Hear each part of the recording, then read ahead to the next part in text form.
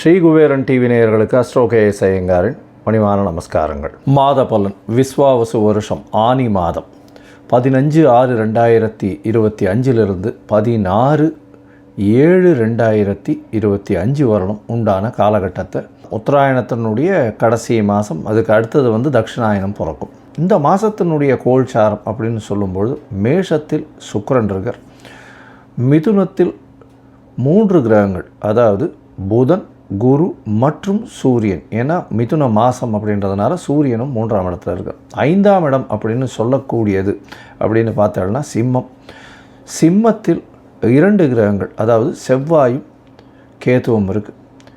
அது தவிர பார்த்தோம்னா 11ஆம் இடம் அப்படின்னு சொல்லக்கூடிய கும்பத்தில் சனி மற்றும் ராகு, இந்த 2 கிரகங்கள். மொத்தமாக பார்த்தலையானால் இந்த மாதம் ராகு கேத்துக்குள்ளே எல்லா கிரகங்களும் அடைபட்டு இருக்குது. இது ஒரு விஷயத்தை நம்ம கூர்மையாக கவனிக்கணும். அதனால் நம்மளுடைய முயற்சிகள் எல்லாவற்றையும் வெளிநாட்டில் இருக்கக்கூடியவர்கள், அந்நிய சக்திகள் எடுத்துக்கொள்ளக்கூடிய வாய்ப்புகள் மிகவும் அதிகமாக இருக்கும்.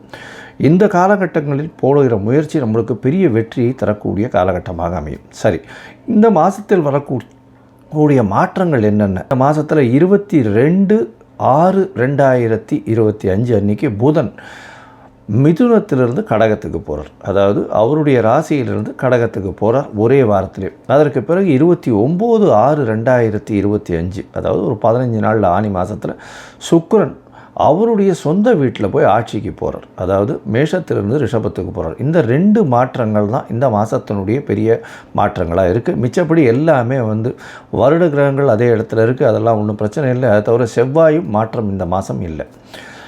சரி, இந்த மாதத்தில் பார்த்தேனால் என்னென்ன விசேஷங்கள் வருது அப்படின்னு பார்த்தோம்னா, ஆனி மாதம் அப்படின்னு எடுத்தோம்னாலே முதல்ல சொல்லக்கூடியது ஆனி திருமஞ்சனம் அப்படின்னு சொல்லக்கூடியது. ஏன்னா நடராஜருக்கு 6 முறை தான் ஒரு வருடத்திற்கு திருமஞ்சனம் பண்ணுறாங்க. அதில் ஆனி திருமஞ்சனம் மிகவும் விசேஷம். ஆனி உத்தரத்தன்னைக்கு பண்ணக்கூடியது. இந்த ஆனி உத்தரம் அப்படின்னு சொல்லக்கூடியது 1/7/2025 அன்றைக்கி வருது. அது தவிர பார்த்தேனால் இந்த மாதத்தில் ஆனி கேட்டை ரங்கநாதருக்கு திருமஞ்சனம், அதாவது ஜேஷ்டாபிஷேகம்னு சொல்லக்கூடியது.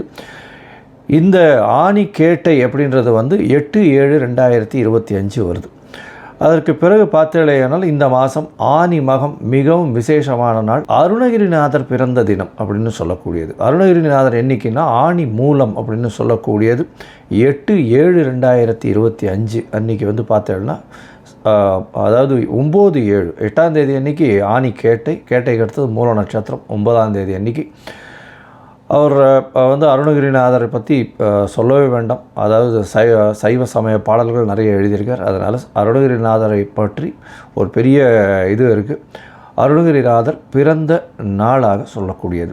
ஆனி அமாவாசை இந்த மாதம் 25/6/2025 அன்றைக்கி ஆனி அமாவாசை. சூரியனும் சந்திரனும் ஒரே பாகையில் வரக்கூடிய, ஒரே ராசியில் வரக்கூடிய நாள். அதே போல் 10ஆம் தேதி, அதாவது 10/7/2025 அன்றைக்கி பௌர்ணமி. அதாவது பௌர்ணமி ரொம்பவுமே விசேஷம். ஆனி பௌர்ணமி அப்படின்னு சொல்லக்கூடியது மிகவும் விசேஷமான காலகட்டமாக சொல்லக்கூடியது. அதனால் இந்த காலகட்டங்கள் இந்த மாதத்தில் வரக்கூடிய விசேஷமான நாட்களாக சொல்கிறோம். சரி, இந்த மாதத்தில் ஒரு ராசியாக மேஷம் முதல் மீனம் வரை எப்படி இருக்குது அப்படின்றத பார்க்கலாம். அவிட்டம், சதயம், பூரட்டாதி இந்த 3 நட்சத்திரம் 9 பாதங்களை கொண்ட ராசி. ராசியின் அதிபதி அப்படின்னு சொல்லக்கூடியவர் சனி. ராசியிலேயே இருக்கார், ராகுவோடு சேர்ந்துருக்கார். ஒரே ஒரு பெரிய விஷயம் என்னென்னா குருவின் பார்வையில் இருக்கார். அதனால் நல்ல ஒரு ஏற்றம். இந்த மாதம் பார்த்தலையானால் குரு உங்களுடைய ராசிக்கு 5ஆம் இடத்துலேருந்து உங்களுடைய ராசியை பார்க்கறதுனால பெரிய மன அழுத்தம் இருக்காது. இருந்தாலும் உடல் உழைப்பு, அலைச்சல் இதெல்லாம் கொஞ்சம் அதிகமாகவே இருக்கக்கூடிய காலகட்டம். நீங்கள் ராகு இருக்கிறதுனால அபரிமிதமான எண்ணங்கள் தோன்றும். இந்தந்த விஷயங்களை அச்சீவ் பண்ணணும், இதை நம்ம பண்ணியே ஆகணுன்றது ரொம்ப ஓட்டம் ஓடுவீங்க. நிச்சயமாக அதற்குண்டான விடை இந்த மாதத்தில் கண்டிப்பாக கிடைக்கும். ஏன்னா உங்களுடைய ராசிக்கு பார்த்தாலேனால் 3ஆம் இடத்துல சுக்கிரன் இருக்கிறதும் 5ஆம் இடத்துல சூரியன் இருக்கிறது பெரிய விசேஷத்தை கொடுக்க போகிறது. ஏன்னா 5ஆம் இடம் வலுப்பெற்று போகிறது. 5ஆம் இடத்தினுடைய அதிபதி அப்படின்னு சொல்லக்கூடிய புதனும் அங்கேயே இருக்குது, குருவும் அங்கேயே இருக்குது. இதனால் குழந்தை பிராப்தி ஏற்படக்கூடிய வாய்ப்புகள் நிச்சயமாக உண்டு. பொதுவாகவே மாத கிரகங்கள் அப்படின்னு சொல்லக்கூடியது அப்படின்னு பார்த்தோம்னா சூரியன், செவ்வாய், புதன் மற்றும் சுக்கிரன், இந்த 4 கிரகங்களை தான் மாத கிரகங்கள்னு சொல்லுவோம். இந்த மாத கிரகங்களினுடைய மாற்றங்களை வச்சு தான் இந்த மாதத்தினுடைய பலனை சொல்லுவோம். அப்படி இருக்கும்பொழுது பார்த்தடையானால் இந்த மாதம் உங்களுடைய ராசிக்கு 7ஆம் அதிபதி 7க்கு 11 இருக்கிறதுனால எதிர்பாலினத்தவர் மூலியமாக நல்ல ஒரு ஏற்றம் இருக்கும். எதை எடுத்தாலும், அதாவது 7ஆம் அதிபதி 5ஆம் அதிபதியோடு சேர்ந்து இருக்கிறதுனால காதல் வயப்படக்கூடிய வாய்ப்பு நிச்சயமாக உண்டு. ஏன்னா 5, 7 தொடர்பு குருவோடு சேர்ந்து இருக்கிறதுனால வீட்டினுடைய சம்மதத்தின் மூலியமாகவே திருமணங்களோ எந்த ஒரு விஷயங்களோ முன்னேறக்கூடிய வாய்ப்புகள் உண்டு.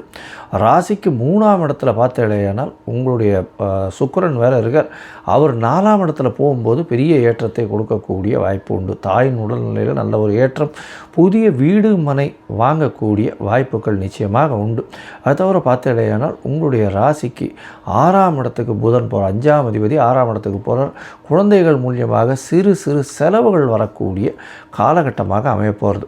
அது தவிர பார்த்தோம்னா 7ஆம் இடத்துல இருக்கக்கூடிய செவ்வாய் சற்று பிரச்சனைகளை கொடுப்பார். ஏன்னா 3ஆம் அதிபதி முயற்சி ஸ்தானாதிபதி 7ஆம் இடத்துல போய் இருக்கிறதுனால கூட்டு தொழிலில் புதிய முயற்சிகளை பண்ண பார்ப்பீங்க. அதன் மூலியமாக நல்ல ஒரு ஏற்றம் கிடைக்கும். ஆனால் சற்று பின்னடைவுகளும் உண்டு அதில். அதாவது கூட்டு தொழிலில் பார்த்தீங்கன்னா கொஞ்சம் வார்த்தைகள் கடுமையாக போகக்கூடிய, ஒருவருக்கொருவர் அண்டர்ஸ்டாண்டிங்கில் பிரச்சனை வரக்கூடிய வாய்ப்புகள் உண்டு. ஏன்னா 7ஆம் இடத்துல கேத்துவோடு சேர்ந்த செவ்வாய், அதனால் வேகம் அதிகமாகி பேச்சுக்கள் அதிகமாகி இருக்கக்கூடிய வாய்ப்புகள் உண்டு.